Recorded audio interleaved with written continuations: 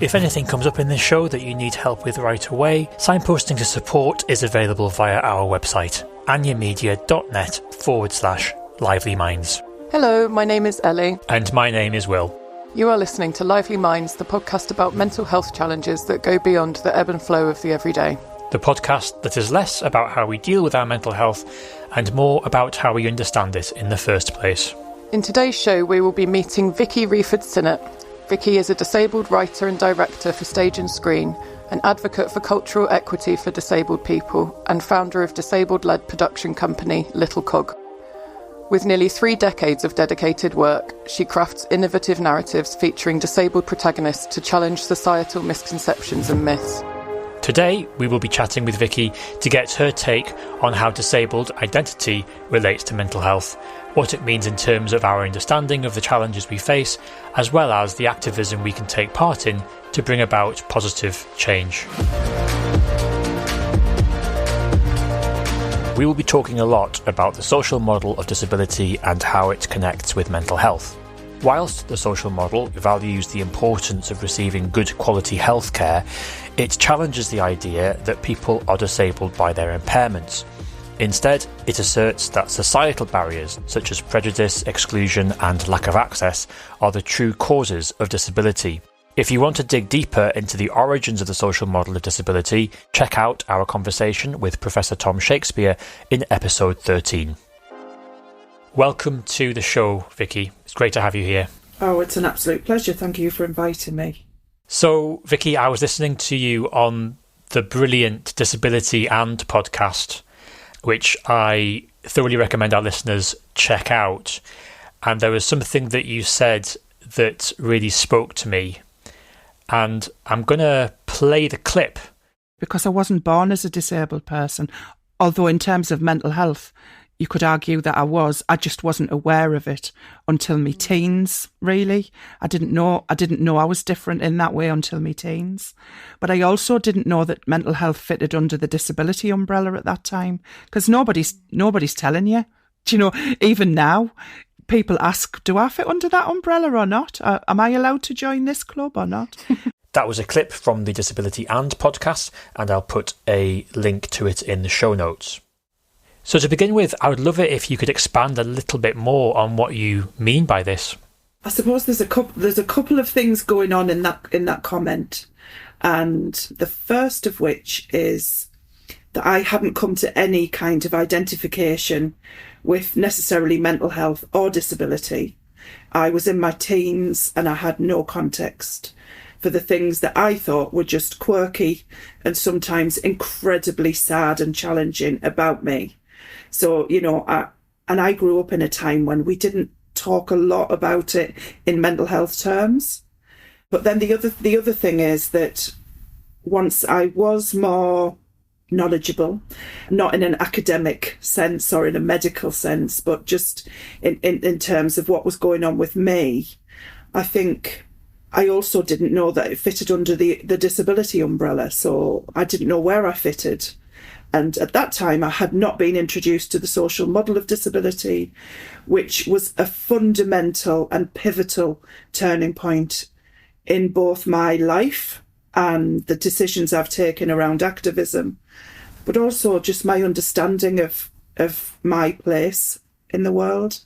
When Tom Shakespeare was talking to us about the relationship between disability and mental health, he made a distinction between disability as a label and disability as a badge. And it feels like as though you're speaking to that idea as well in what you said on the Disability and podcast, in the sense that by understanding your mental health challenges through the disabled lens, and as you say, particularly through the social model of disability, that led to a new understanding for you. Would that be fair? I think that's definitely true. Yes, I think that being able to find a place to put the ideas, the thinking, and also, you know, what was really useful for me in terms of the social model of disability is that I know it's not the solution to everything, but what it provides me with, and this is my take on it, is I think it's possible to develop a framework for change from what the social model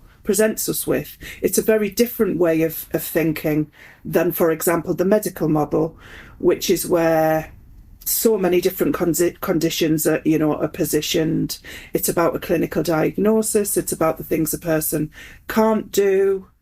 And I didn't really see myself in that description, and I just found there was a huge gap in perception and the construction of identity, because I'm really interested in, how and why societies do construct different stereotypes around individual identities, particularly if they're what we would call marginalised.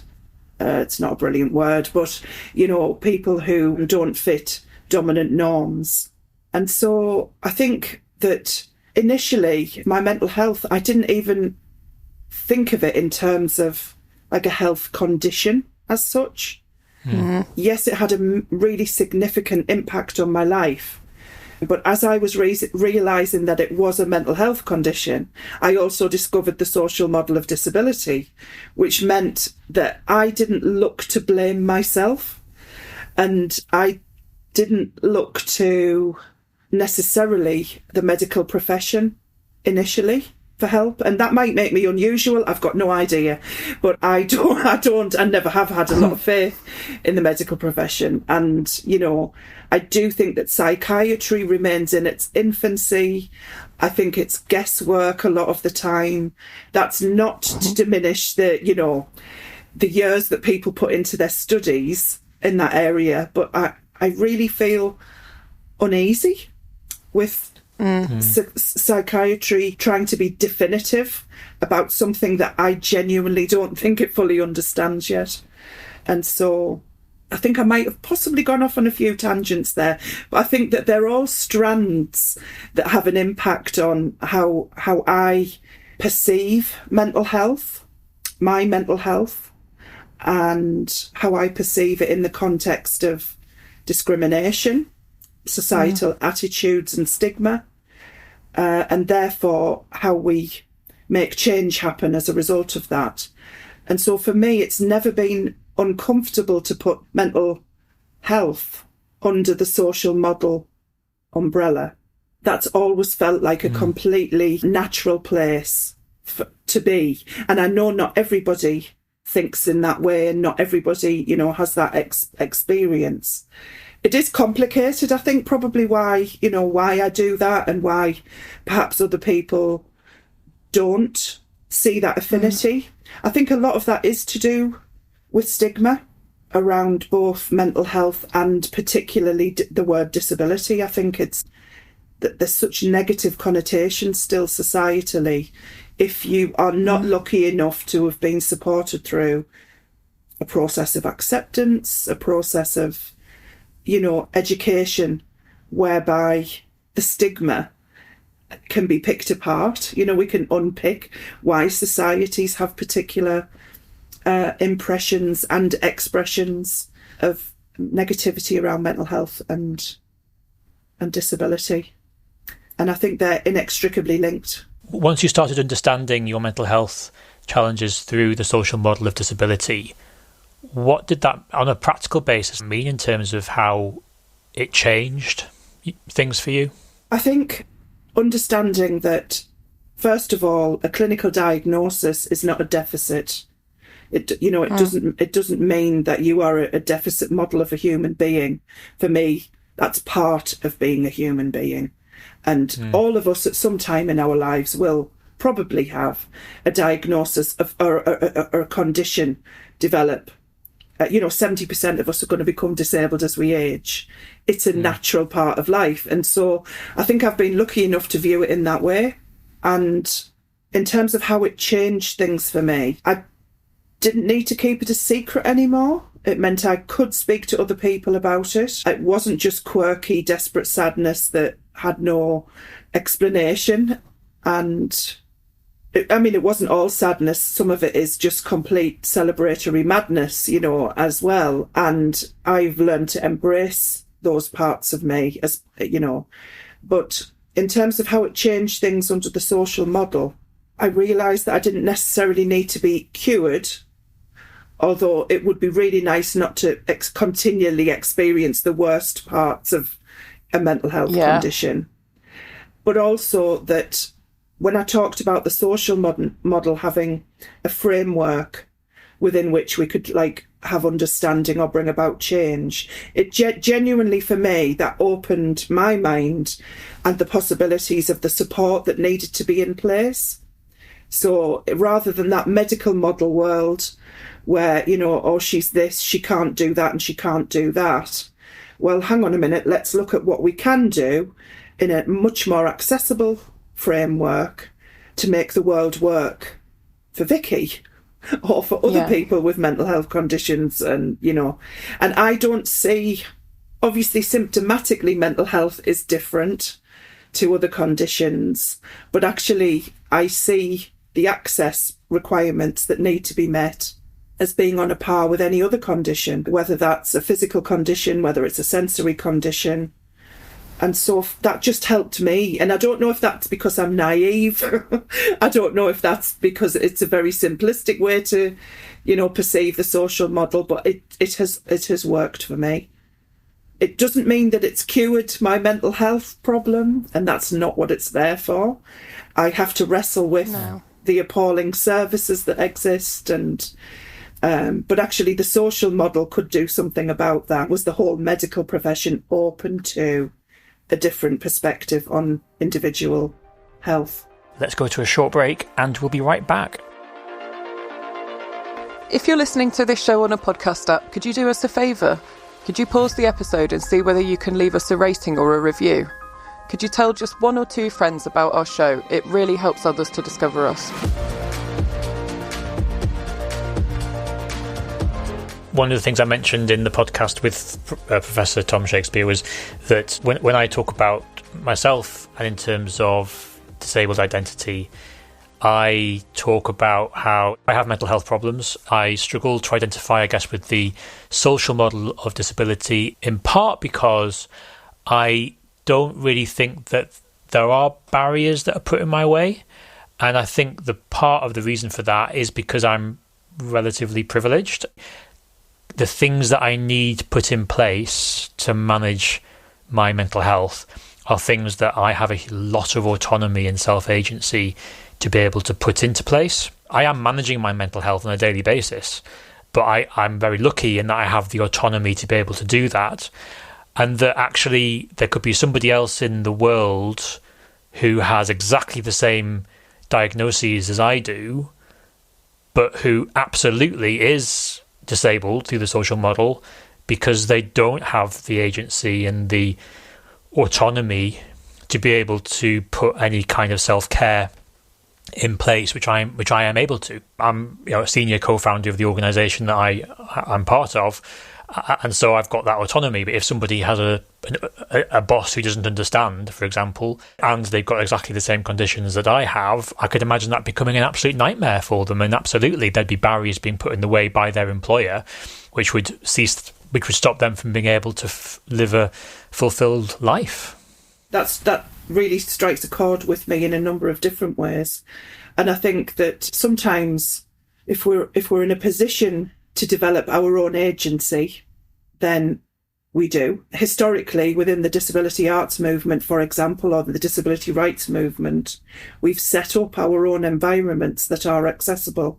We have been very DIY in that sense, because that's one of the ways that we ensure our processes are accessible. And we do that either in collectives or we do it as individuals. We do it as artists, if we want to work as artists. I do think that you're right. I think there's the question of privileges in there, but whether that's about autonomy or whether that's about the degree to which we're impacted by our conditions, which is variable and change in different contexts. Absolutely. Yeah. Yeah. And changes over time. So certainly I know that because I've spent 30 years trying to carve out a model of working that works for me. And so my theatre company is definitely not an NPO of the Arts Council. And I have been the director of an NPO That's a national portfolio organisation. And as a disabled person, it wasn't accessible. It did not work for me. So I spent a long time creating a model of work that works for me. And I would say, yes, maybe I'm privileged because I've had the support to do that. I've had the vision to do that, or, there'll be various things have coalesced to allow that to happen. The problem that I have with it is not how I manage my mental health condition.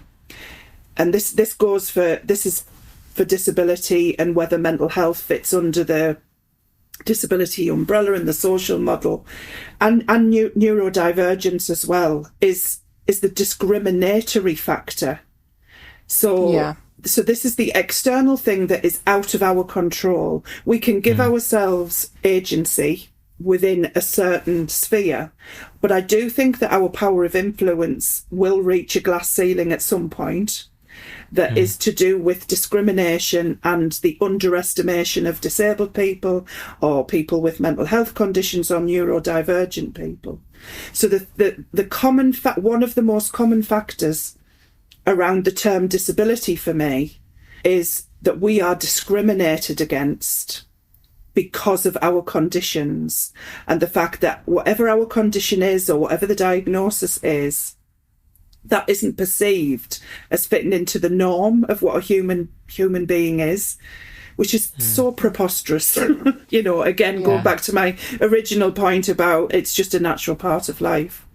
And so for me, I know that there will be various points, no matter how well carved out my accessible career is or my accessible life is, I will experience discrimination. I will be misjudged. People will have baggage, and they will believe some of the stigma and the stereotypes around mental health. People have been frightened of me as a parent. People have labelled me as a certain kind of mother without knowing me. I had no agency over that. And so I think for me, there are areas of our lives where we don't have the last say, and we're not free of that discrimination. And so that's a very important ingredient for me. And that's what the medical model of disability represents for me, is it's a mode of viewing disabled people in a really negative way. And it's not a model of disability on a par with the social model of disability. They're serving two very, very different purposes. And I know that, people with mental health conditions or conditions, I have conditions that relate to pain. And I've heard some people say, well, maybe we need a bit of both. I want nothing to do with the medical model of disability. I want good medical treatment for when I'm symptomatic, but not in the context of the medical model of disability, which is purely discriminatory, in my opinion. Ellie, is there anything you want to? Yeah, I was a bit quiet then because I was just thinking, a lot of things, but one was that I'm not, because I suppose my sort of journey in relation to identifying as disabled only really, as a continuous thing that has led me to where I am now, only really took place when I had like a sudden influx of new bonkers physical health conditions that then made a very sudden difference to how I was living up until that point. And I remember experiencing exactly what you said when I discovered the social model of disability. It was like, like a big light had shone, and I was just like, oh my gosh, I suddenly understand everything differently and feel this weird sense of calmness. But I don't actually, I was quiet because I was trying to work out how I think my mental health fits into the social model in particular. And it's quite difficult to do, but I think that's because I find it really hard to pull out my mental health from other intersectional identity points that, and I loved what you were saying about what we all have in common in identifying as disabled is discrimination, because it's almost like a reverse way of identifying, because actually what it is that makes you feel part of that community isn't some kind of individual observation about yourself. It's actually a shared experience of something that someone else is doing to you. So the discrimination. And I find it hard to separate that from like other intersectional aspects of identity. So like sexism and mental health, in terms of the specific sort of social barriers that I've faced, I think are so entwined that I was struggling to sort of pull out just mental health on its own. But I mean, that's part of, that is part of my mental health, I suppose, in a way as well, isn't it? But yeah, it was just really interesting. That's what I was thinking about. It is complex and it's multi-layered, and I certainly don't profess to have all the answers. I can only, talk about how I have navigated my thinking around this, particularly as somebody who also has, I have intersectional identity within disability because I've got a range of conditions. And sometimes I wonder if that, it's going to be an interesting word, helps to kind of put everything into a particular kind of context. But it's interesting to hear you talking about like where do we, the sexism, the misogyny, the whether it's homophobia or transphobia. We all know it's capitalism ultimately that's that's at the root of much of this. So anything that's looking towards social reconstruction is really interesting for me. And maybe it's because I'm keen to make things fit, or I want, I like to compartmentalise things, that I've been, just being able to make that work in that sense. But again, it's thinking about the social model as a tool of liberation, as a framework for change within which you can build a range of strategies, and lots and lots of disabled people. The disabled people of the 80s and 90s who did the hard thinking around this knew it wasn't a static thing, that it would change and evolve. But there were so many different ideas coalescing at once through activism, through academia, and through medicine itself, I suppose. But it isn't easy to extricate every strand of ourselves, I suppose.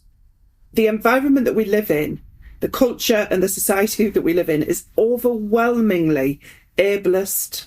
And, we're encouraged constantly to be introspect, to look into ourselves, to see what our problems are and and I don't mean this in the sense of, I think there's another bigger conversation about the role that the external factors in society have on our mental health.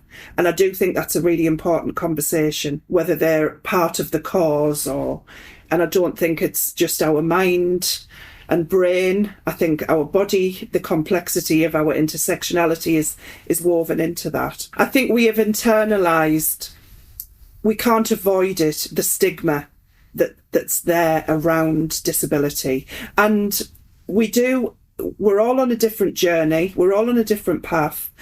And at some point, we realise that the label has impacted us for a very long time, but that perhaps we might like to wear a badge now that embraces the positives, the joy. So being disabled, for me, isn't just about being discriminated against. It's about solidarity with the whole movement, with the whole community. Yeah. Again, embracing the cultural and historical phenomenon of disability, which for me is so exciting and interesting. Yeah. And is so underrepresented culturally.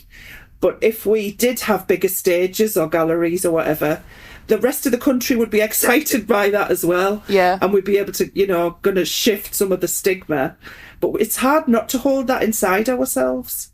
So I'm glad to have been able to transform some of that into kind of embracing the community and the positives of being part of an incredible community. Yeah, I definitely see that as a positive that I can pinpoint in my life, the point at which I sort of, I've made the best friends since becoming more involved in like the disability arts movement, and met more amazing people, not even just sort of who identify as disabled, including people who don't. And it just, like, it's made, there's so much positive And, you know, there's been this exhibition, I mean, it's just closed, but at the People's History Museum in Manchester, called Nothing About Us Without Us. So it's been like a big 2-year project, and the exhibition is of the history of disability rights movement, basically.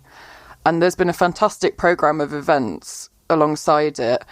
And just sort of, it's just been a bit like everyone that I've met over the last kind of, I don't know how many years, 8 years or so, has been there. And every single event has just been so joyous and brilliant. And like, that is a wonderful thing about the community, and the creativity and problem solving and thinking outside the box, partly some of that because we have had to, because of all of the barriers put in place by society. But it is really wonderful. I just think, it's important to remember that. I think what's been really interesting about this conversation is that we were going to talk also about your work as an activist.